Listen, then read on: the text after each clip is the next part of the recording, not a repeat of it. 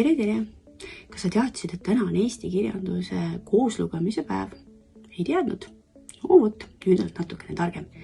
Täna on selline lugu, et meie loeme sulle koos Velguranna laste ja meeskonnaga raamatut Naksitrallid. Ja esimene peatükk hakkabki siit kohe pihta. Kohtumine jäätiseputka juures. Ükskord said jäätiseputka juures täiesti juhuslikult kokku 3 imelikku mehikest. Sammalhabe, Kingpool ja Muff. Nad kõik olid väga lühikest kasvu. Need jäätismüüja pidas neid alguses isegi päkapikkudeks ja peale selle torkas nende juures veel muudki iseäralikku silma. Sammalhabemel oli pehmest samblast habe, kus kasvasid ilusad ja punased, kuigi mullusuvised pohlad. Kingpool oli oma kinganinad maha lõiganud, et tal oleks hea lahe varbaid liigutada. Muff aga kandis tavaliste riiete asemel seljas suurt muffi, millest ainult peanupp ja labajalad välja paistsid. Nad limpsisid jäätist ja silmitsesid üksteist uudishimulikult. Vabandage, ütles lõpuks Muff, ma võin muidugi eksida, kuid mulle tundub, et meil oleks nagu midagi ühist. Eks me olegi ju kõik ühed kenad naksitrallid, noogutas Kingpool. Sammalhabe noppis habemest mõned pohlad ja pakkus oma uutele tuttavatele. Jäätise kõrvale head hapukad võtta, ütles ta. Kui mu ettepanek ehk liiga peale tükkiv ei ole, siis võiksime veel teine kordki kokku saada, rääkis Muff. Keedaksime kakaod ja puhuksime mõne sõna juttu. See oleks hiigla vahva, ütles Kingpool. Kutsuksin teid enda poole külla, aga mul ei ole üldse kodu. Juba lapsepõlvest peale olen lihtsalt niisama ringi rännanud. Nagu minagi, ütles Sammalhabe. Haruldane kokkusattumus, hüüdis Muff. Ka minuga on täpselt sama lugu. Tuleb välja, et me oleme kõik ühesugused rändurid. Ta viskas jäätise paberi prügikasti ja tõmbas oma Muffi tõmbluku kinni. Tema Muffil oli nimelt niisugune omadus, et seda sai tõmblukuga avada ja sulgeda. Ka teistel lõppes jäätis otsa. Kas te ei leia, et me võiksime ühineda, ütles Kingpool. Üheskoos oleks hulga seltsim rännata. Aga muidugi, nõustus Sammalhabe rõõmsalt. Lihtsalt iiga mõte, lõi ka Muff näost särama, lausa suurepärane mõte. See asi on siis otsustatud, ütles Kingpool. Ainult, et enne ühinemist võiksime veel ühe jäätised võtta. Sellega olid teised päri ja igaüks ostis endale veel ühe jäätise. Siis ütles Muff. Mul on muuseas auto. Kui teil midagi selle vastu ei ole, võiks selle auto olla meil kõigile nii ütelda liikuvaks koduks. Tegi Sammalhabe. Mis võiks meil selle vastu olla? Selle vastu ei ole meil mitte kõige vähematki, kinnitas Kingpool. Autoga on ju isegi täitsa mõnus sõita. Kas me sinna ainult kõik 3 sisse mahume, tundis Sammalhabe muret. Envurkoon, ütles Muff. Seal on ruumi küllalt. Kingpool vilistas lõbusalt läbi hammaste. Klapib, ütles ta. Nojah, ohkas Sammalhabe kergendatult. Lõppude lõpuks ütleb ju ka vanasõna, et häid lambaid mahub palju ühte lauta. Ja kus see ratastega laut sul siis seisab, küsis Kingpool Muffilt. Postkontori juures, ütles Muff. Panin enne 2 tosinat kirja posti. 2 tosinat, imestas Sammalhabe. No küll sul on ikka palju sõpru.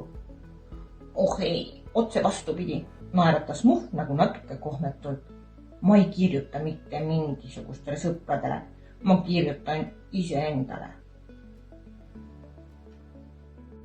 Saadad iseendale kirju, oli imestamise järg nüüd Kingpoole käes. Asi seisab sellesse, et mulle meeldib väga kirju saada, ütles Muff. Aga sõpru mul pole. Ma olen nii ääretult üksik ja sellepärast peangi iseendale kirjutama. Ma kirjutan muide nõudmiseni.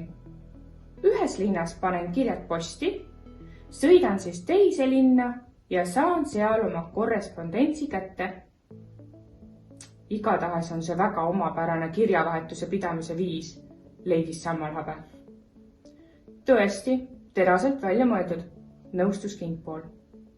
Kas võtame veel ühed jäätised? Loomulikult, ütles sammalhabe. Ka mina pole vastu, ütles Muhv. Ma arvan isegi, et võiksime korraks šokolaadijäätist proovida.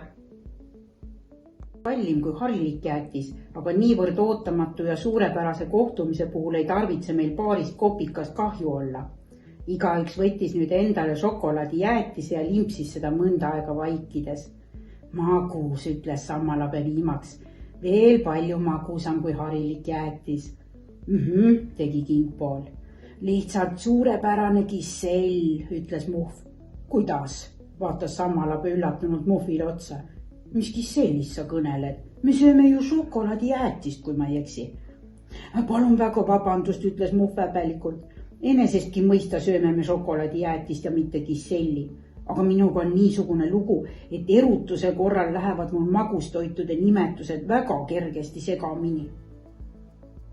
Miks sa siis erutud, kui šokolaadijäätist sööd, imestas sammalhabe. Siin pole ju midagi erutuda. Ega ma ju jäätise pärast ei erutugi, selgitas Muhv. Mind erutab hoopis see, et ma teiega tuttavaks sain. See on erutus heas mõttes, nagu öeldakse. Olen ju kogu oma senise elu veetnud ääretus üksinduses ja nüüd korraga leidsin endale teie taolised suurepärased kaaslased. Niisugune asi paneb tahes-tahtmata erutuma. Võib-olla, ütles kingpool, aga mind erutab igatahes ka šokolaadijäätis. Te ainult vaadake, kuidas ma erutusest värisen. Ta oli tõepoolest tugevasti lõdisema hakanud ja seejuures veel näost lausa siniseks tõmbunud. Sa ju külmetad, taipas sammalhabe. Sa oled endale jäätisega liiga teinud. Arvatavasti, nõustus kingpool. Enam ei jaksa jäätis süüa, ütles Muhv peaaegu ehmunud. Äärmisel juhul võiks ehk ainult mõned jäätised tagavaraks kaasa võtta. Mul on nimelt furgoonile külmutuskapp sisse monteeritud. Tõesti, hüüatas sammalhabe. Vahva, hüüatas kingpool. Me võtame korraliku tagavara kaasa, kas või 8 nädalaks. Ainuke häda on selles, jätkas Muhv, et külmutuskapp töötab ainult siis, kui auto seisab. Sõidu ajal kütab elektrivool kapi võimatult kuumaks. Tegi kingpool ja jäätis sulab üles. Kohtlemata, ütles Muhv. Ma arvan, et sel juhul oleks targem tagavarast üldse loobuda, ausas sammalhabe mõtlikult. Ka mulle tundub, et see oleks kõige parem lahendus, ütles Muhv. Kui ma ei tahaks oma arvamust teile peale suruda. Mu varbad on varsti külmast kanged, ütles kingpool. Võib-olla saaks neid Muhvi külmutuskapis pisut soojendada. Lähme pealegi, ütles sammalhabe. Ausalt öeldes põlema juba ammu soovist Muhvi autot näha. Tänan, ütles Muhv millegi pärast, nii nad hakkasid minema.